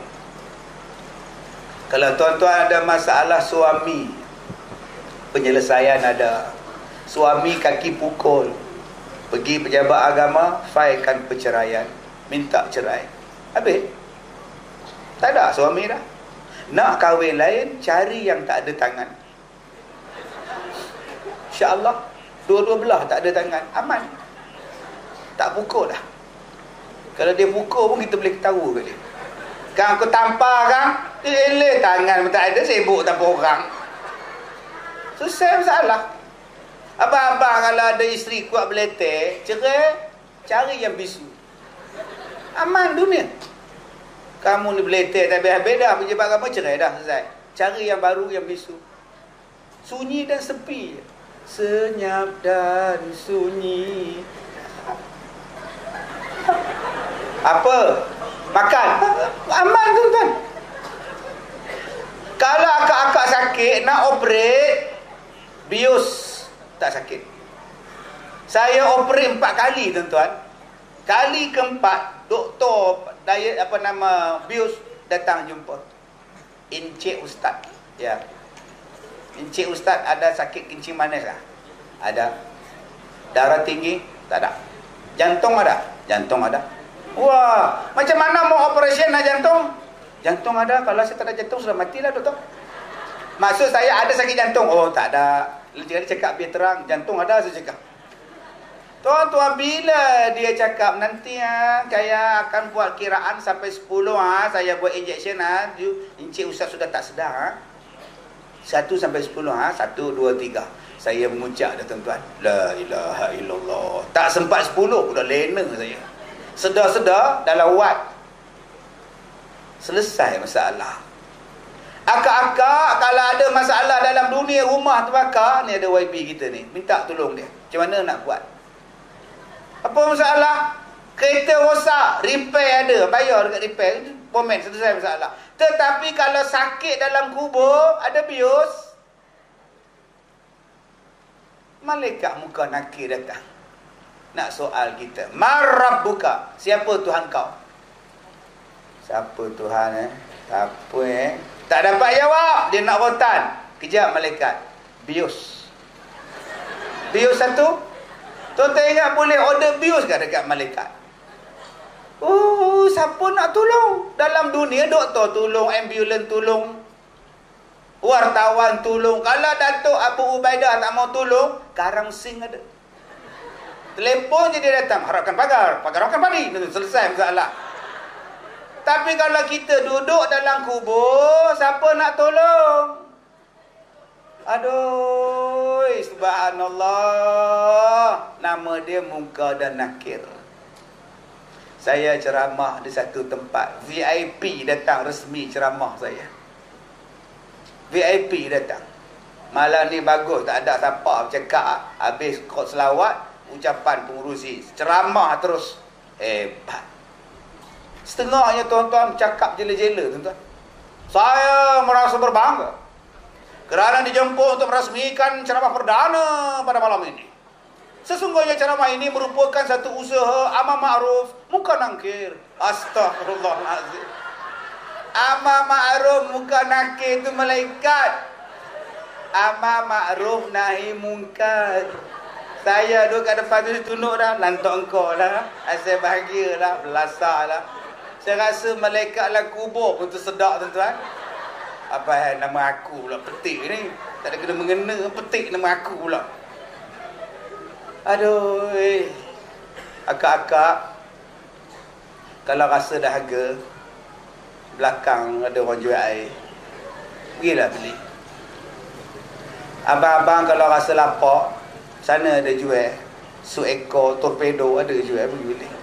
Tapi kalau rasa dahaga dalam kubur, boleh ke pergi beli? Akak, di luar sana gelap kak? Tak ada lampu jalan ni kak, gelap kak? Gelap-gelap pun sampai, gagah-gagah pun sampai. Tapi kalau gelap dalam kubur, boleh tuan-tuan telefon Tenaga Nasional. Ni TMB ke? Makcik gelap dia, tu dah hantar.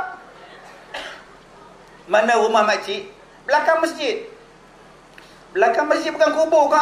Baru masuk petang tadi, gelap sangat ni. Tuan-tuan ingat TMB nak datang hantar ke? Tuan-tuan, kalau rasa-rasa panas, balik je ke rumah. Rumah ada aircon. Tapi kalau panas dalam kubur, nak balik ke mana?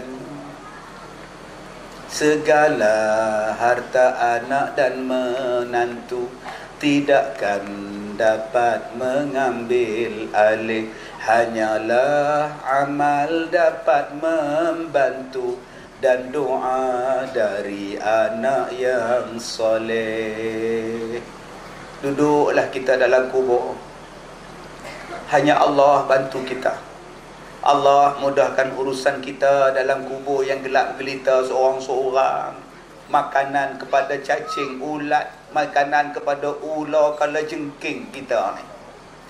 badan kita yang cantik, rambut kita yang cantik, kulit kita yang halus mulus ni habis hancur dalam tanah.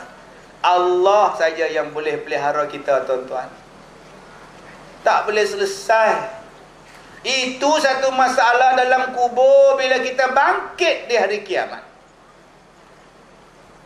Wa nufikha fis-sur, bila ditiup sangkakala, kamu akan datang kepada Allah. Bangkit semua orang. Bangkit pula tak ada pakaian. Ada yang bangkit perutnya buncit sebesar bukit. Ada yang berjalan macam kerasukan hantu. Ada yang kemaluannya bernanah, berdarah. Ada yang berjalan mukanya di tanah, diheret, mukanya hancur. Ada yang malaikat masukkan rantai dalam mulut, keluar hujung rantainya daripada kemaluan dia, dan dilempar mayat, dilempar dia pergi kepada mahsyar. Yang itu siapa pula nak tolong kita, tuan-tuan? Matahari sejengkal, air peluh sampai ke hidung sendiri, bersesak-sesak di tengah panah pada mahsyar. Siapa yang nak tolong? Di sana dia mendengar, di belah sini dia nampak. Apa dia dengar, apa dia nampak? Neraka. Rabbana absarna wa sami'na farji'na na'mal salihah innimu. Ya Allah, kami dah dengar bunyi, kami dah nampak azab, kami dah dengar bunyi neraka, kami dah nampak dah, ya Allah, tolonglah hantar balik ke dunia, kami nak beramal soleh, ya Allah. Kami dah yakin, ya Allah, inna muqinun, kami dah yakin ni, hantarlah balik kami ke ampangan ni, kami nak semayang. Boleh balik? Sedangkan dalam kubur pun tak boleh balik, apatah lagi daripada mahsyar. Tuan-tuan, kalau kita duduk dalam kubur, tak boleh balik dah. Dalam dunia ada orang boleh selesai masalah, dalam kubur siapa nak selesai? Kalau balik pun mayat dari kubur, orang pun tak nak. Tok Imam, Tok Bilal lepak depan surau pukul 7 maghrib, nampak pocong lalu, lari Tok Imam tu. Siapa tu? Rasa tu Pak Mat Tempe pun tu. Balik Pak Mat Tempe ke rumah, pukul 7.30 dia ketuknya pintu dengan kepala dia. Pok, pok, pok, ketuk pintu. Isteri tanya, siapa tu? Abang ni, abang balik. Abang mana? Suami kau lah. Bukan dah meninggal ke? Dah. Abang balik kejap. Panas sangat dalam kubur tu. Outing kejap. Outing dia cakap, tuan-tuan. Ingat ni asrama ke outing? Tak boleh balik dah. Yang boleh tolong kita siapa? Betul, anak boleh tolong. Saya tanya pada tuan-tuan, sekarang ni kita minta tolong anak ke kedai, pun anak tarik muka. Aiman, pergi kedai kejap. Mesti orang pergi kedai. Kakak tak pergi. Kakak kamu kan baca buku, dia nak SPM. Pergi ke kedai pun tarik muka. Suruh anak basuh pinggan. Siti, baik basuhlah pinggan Iti. Oi, pinggan tu banyak, nanti tetamu datang lagi nak makan beraya. Itu kena basuh pinggan. Kak Long seronok dengan lelaki dia. Kan dia tu dah kahwin, orang pun nak kahwin juga. Sudah tuan-tuan. Baru dah yang 6 tu nak nikah dah. Anak kita pun sekarang, tuan-tuan cuba tengok, minta hantar ke surau pun tarik muka. Tuan-tuan dah harap anak. Kita dulu buat amalan untuk kita, wa tazawwadu fa inna khairaz zadit taqwa. Kita buat bekalan untuk kita. Jadi malam ni, tuan-tuan, saya nak ajar pada tuan-tuan, apakah benda yang akan menjadikan hidup kita senang di dunia? Apakah amalan yang menjadikan kita senang dalam kubur? Dan apakah amalan yang menjadikan kita senang di hari kiamat? Alhamdulillah. Terima kasih ya Rasulullah, kerana engkau mengajar pada kami macam mana kami nak selamat dalam dunia, dalam kubur, di hari kiamat. Kalaulah Nabi tak ajar, kalaulah Nabi tak datang, kalaulah kita tak mengikut Nabi, tuan-tuan, kita juga yang susah. Sebab itu kita sambut maulud. Sebab kita nak ucap terima kasih, tanda sayang pada Nabi. Sebab tu kita selawat, ingat pada Nabi. Sebab ada orang kata, kenapa bangun waktu selawat? Salah ke bangun? Gol pun kau bangun? Cuba tengok bola di stadium tu. Gol, dia menung. Bangun semua sebab tanda seronok. Cuba tengok tuan-tuan, yang coach dia, yang pembantu perubatan, pemain simpanan, semua bangun. Gol. Sebab seronok. Kita bangun selawat tu sebagai tanda hormat. Walaupun Nabi tak ada di sini. Bukan kita bayang Nabi datang. Kita selawat pada Rasulullah. Ni yang kita buat maulud ni, bukan kita bid'ah. Sebab ada yang kata bid'ah, Nabi tak buat. Kau Nabi tak buat, kau kata bid'ah. Yang kau pergi bergaya dengan orang bukan Islam tu, ada Nabi buat. Siap potong kek lagi hari ni, orang bergambar depan pokok Christmas lah ni tuan. Siap masuk dalam Facebook lagi. Apa hukum ni tuan? Semua hari ni nak jadi viral belaka. Yang perempuan nak jadi jantan nak jadi perempuan. Semua viral. Jantan nak jadi perempuan.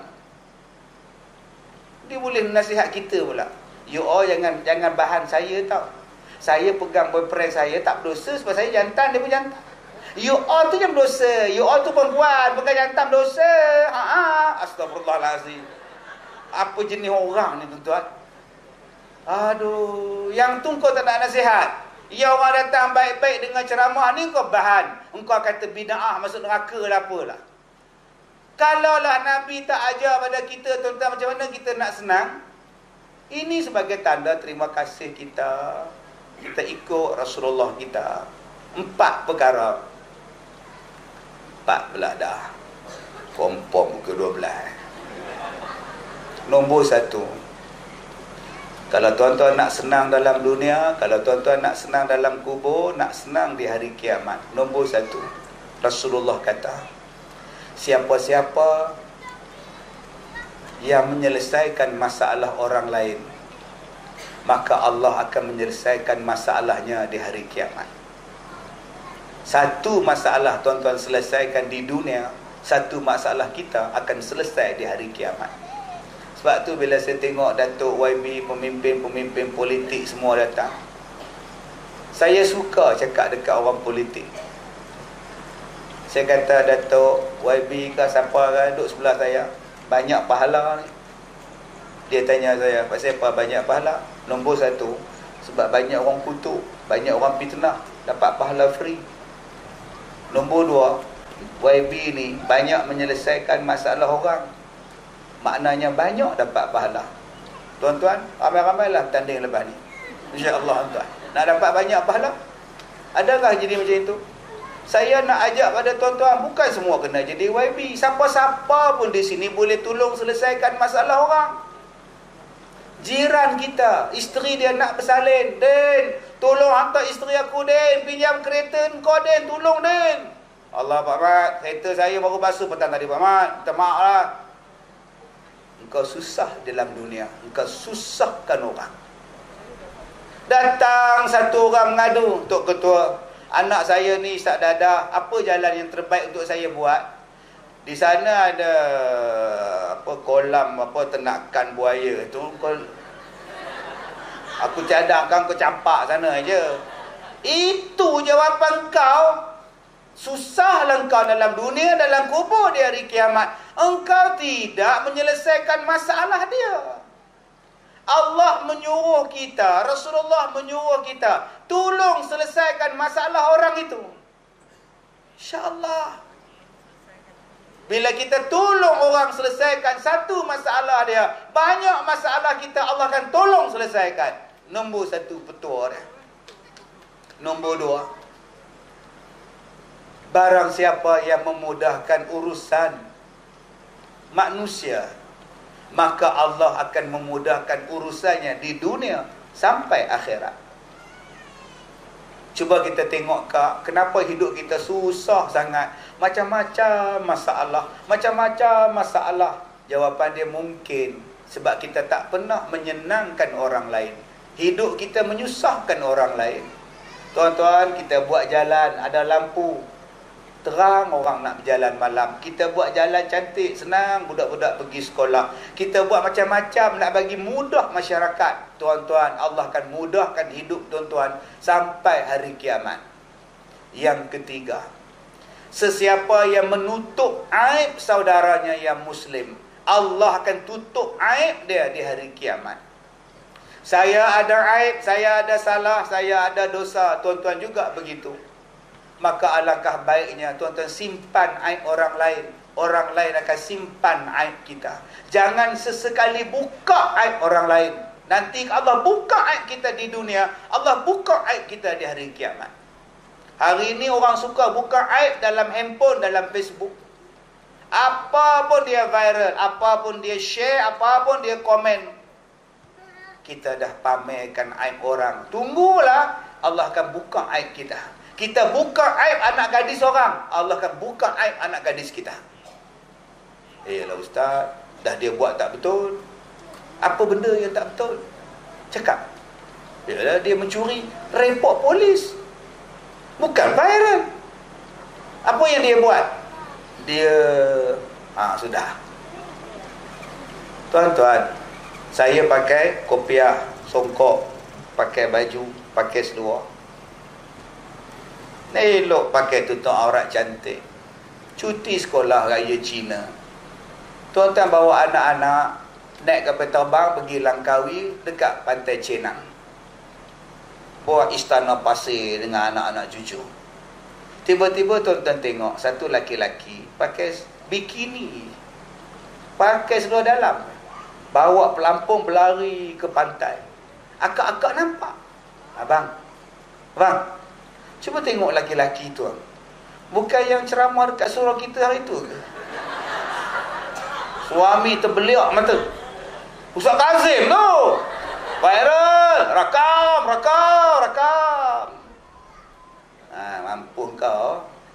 Mampus engkau dia kata, tuan-tuan. Dia tunjuk kat Tok Imam. Mam, nampak siapa? Tok Imam rabun kejap. Mana ni mata aku mana? Ni bukan Ustaz Kazim lah. Hari tu pandai ceramah. Nampak. Oh, tak habis dengan Tok Imam, YB Abu Ubaidah pula. YB, nampak? Ni, siapa? Ini bukan Ustaz Kazim ke? Tahu tak apa. Tuan-tuan dah buka aib saya. Yelah, ustaz mendedahkan aurat, itu aib saya dengan Tuhan. Yang kau sebar pasal apa? Lain kalau saya pasang bom ke? Buat apa tu ustaz? Saya bom pergi meletup di kampung ni. Saya takkan sebarkan aib ustaz. Buatlah bom ustaz. Kepala otak kau. Yang itu menjadikan orang ramai-ramai mati, kau kena report. Tapi kalau saya duduk cokong seorang-seorang pakai spender duduk begitu je, itu aib saya. Kalau kau nak cegah kemungkaran, waktu saya bawa pelampung nak terjun dalam laut tu, waktu itulah cegah. Ustaz, bila lagi nak datang ke Amban, Kampung Jiboy? Ya Allah, ada orang kenal aku pula. Saya pun terjun dalam laut. Sampai sekarang tak jumpa, tuan-tuan. Tak timbul-timbul saya ni. Yang ini yang banyak orang tak buat. Dia pergi ke Seremban, buka helmet, nak pergi kedai runcit sebelah tu, farmasi. Elok dia langkah longkang, sebelah farmasi tu kedai nombor ekor. Kedai sport tutup. Dia tengok Tok Bilal begitu beratur. Ya Allah, Bilal tu rakam. Tak sempat beli ubat batuk, tuan-tuan. Dia balik jumpa dengan pengurusi surau. Haji, ni nampak siapa? Apa? Tengok betul-betul kedai nombor ekor tu. Siapa beratur? Ini bukan Tok Hadi ke Tok Bilal? Tahu tak apa. Tuan-tuan, aib dia. Mungkin dia tak beli, dia tersilap kedai. Dia ingat pejabat pos. Dia pergi kat toke tu. Stamp 10. Encik, ini kedai nombor post office sebelah. Oh ya ke? Silap. Tuan-tuan dah pergi tenang. Dia tak beli pun nombor. Dia tersilap kedai. Tapi dah heboh satu kampung. jahat. Tu nama dia fitnah. Kadang-kadang ada yang tikam sungguh. Tu tak nafi lah. Terbuka satu hari.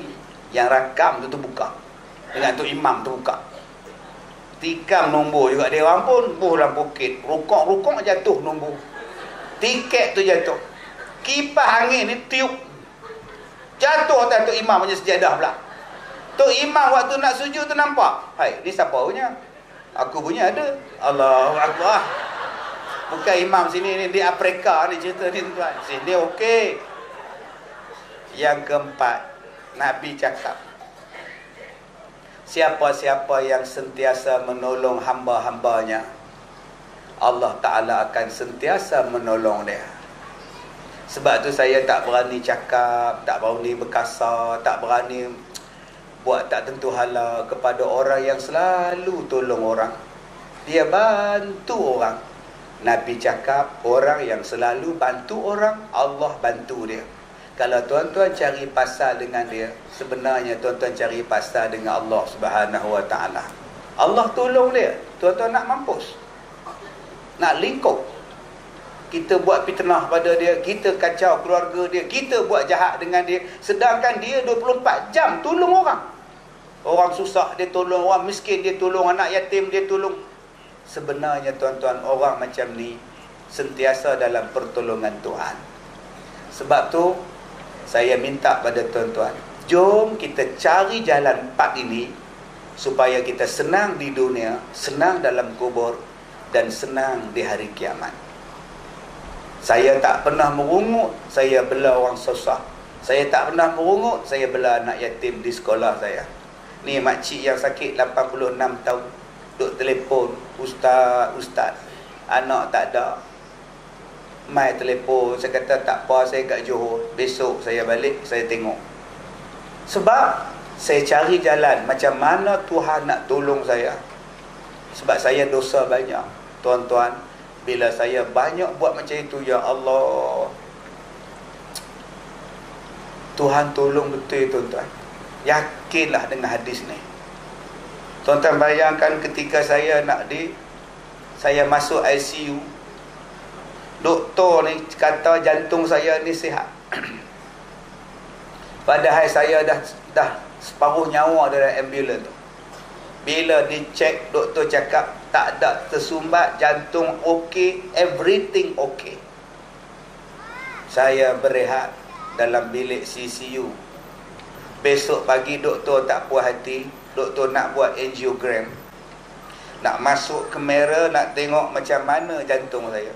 Saya tak nak, sebab pengalaman saya bila buat tak nampak apa-apa. Banyak kali dioperate tadi tak ada apa-apa, saya tak nak buat. Bila dipujuk oleh 3 doktor petang tu baru saya setuju. Besok buat. Bila buat tuan-tuan, 3 saluran tersumbat, 99.9%. Doktor cakap kalau 4 minit lambat, inna lillahi wa inna ilaihi raji'un. 3 yang tersumbat. Doktor tanya macam mana ni? Takkan tak tahu sakit jantung? Semalam doktor cakap saya sihat. Saya apa lagi? Saya tak tahu. Saya ni atlet, main badminton. Orang panggil saya Lee Chong Sim. Bawa sikit je Chong Wei, tuan-tuan tahu. Saya orang berjalan kaki. Tuan-tuan kalau ajak berjalan kaki dengan saya, ketinggalan lah tuan-tuan. Saya berjalan sekejap ya habis tuan-tuan sa'i. Selesai masalah. Yang baru ni jemaah yang ikut saya pergi umrah, punya lama habis. Muda tegak pada saya. Kenapa lambat bang? Sa'i 14 kali. Astaghfirullahalazim tuan-tuan. Memang lambat habis lah. Sekali pergi, sekali balik, baru sekali. 14 kali dia balon tuan-tuan. Macam-macam jenis manusia ni. Tiba-tiba tuan-tuan, doktor cakap saya cuma ada 4 minit. Tuan-tuan tahu apa Allah bagi kat saya? Doktor lain masuk dalam bilik. Doktor tadi cakap, Datuk, pesakit di luar, hadiahkan pada Ustaz Kazim stand spring. Alhamdulillah. Tiba-tiba dia batalkan pembedahan dia. Dia suruh masukkan dalam Ustaz Kazim punya saluran. Saya pun tak kenal dia, saya pun tak tahu nama dia, terus buat tuan-tuan. Syukur pada Allah. Ni yang kata pertolongan Tuhan yang tak disangka-sangka. Nak tunggu spring tu berapa lama? Harga pula berapa ribu? Ada yang cakap, rumah saya banyak spring Ustaz. Itu spring buayan lain. Gini buaya 4 ada di rumah Ustaz. Itu spring buayan, kau nak mati ke masuk jantung? Tak muat pun. Jadi tuan-tuan, Allah tolong. Ingatkan bila saya sakit, saya slow dakwah saya, rupa lagi ligat. Sebab banyak pertolongan Tuhan. Saya pergi ceramah di Dungun 3 hari lepas. Polis tu peluk saya. Polis airport tu peluk saya, dia cek. Hari ni dapat bersuruh muka. Dia belaga pipi dengan pipi saya ni. Pipi saya ni tuan-tuan, saja saya tak buang bulu-bulu muka. Saja saya tak buang tuan-tuan. Siapa yang cium saya kompong gatal ni tuan-tuan. Dia peluk saya ni. Ustaz, kaunter tu tutup, saya buka. Ustaz masuk sana, tak payah beratur. Tak payah beratur tuan-tuan. Buka khas. Minta maaf ya tuan-tuan ya. Ustaz Kazim sakit jantung, minta maaf ya. Oh, istimewa tuan-tuan. Jadi akak-akak kalau nak istimewa macam itu, minta sakit jantung. Tak payah beratur tau. Silat-silat awal dah beratur di kubur. Elok je kubur tu. Yang terbaru tu kita lah. Jadi tuan-tuan, jom kita ambil kesimpulan malam ni. Kita bantu orang tanpa mengira siapa pun dia. Mudah-mudahan Allah bantu kita. Saya dah ceramah tuan-tuan 2 jam hampir. Tuan-tuan terasa tak? Memang tak terasa. Bukan tuan-tuan cakap. Yang terasa saya 2 jam. Cukuplah. Ini kali pertama datang kampung Jiboy baru ni. Dulu kampung Jiboy, ini Jiboy baru. Saya dah ceramah 27 tahun. Kalau nak panggil balik, lagi 27 tahun. InsyaAllah kita jumpa lagi. Jadi tuan-tuan, saya amalkan jus durian Belanda ni. Jadi malam ni saya bawa kepada tuan-tuan, ambil kesempatan ini. Tuan-tuan boleh beli produk 2 barangan, 2 kedai gerai Al-Barakah di belakang tu, gerai sekolah saya. Macam-macam produk dia orang jual. Di antara yang paling hangat sekarang ialah jus ni. Saya hadiahkan pada tuan-tuan bacaan CD bacaan Yasin, Quran dan doa kepada saya. Untuk tuan-tuan pada malam ini jika membeli produk tersebut. Terima kasih YB, terima kasih pada surau, jawatankuasa surau, terima kasih pada penganjur. Kita jumpa lagi 27 tahun pada sekarang. Saya minta maaf jika terkasar bahasa. Wabillahi taufiq wal hidayah. Assalamualaikum warahmatullahi wabarakatuh.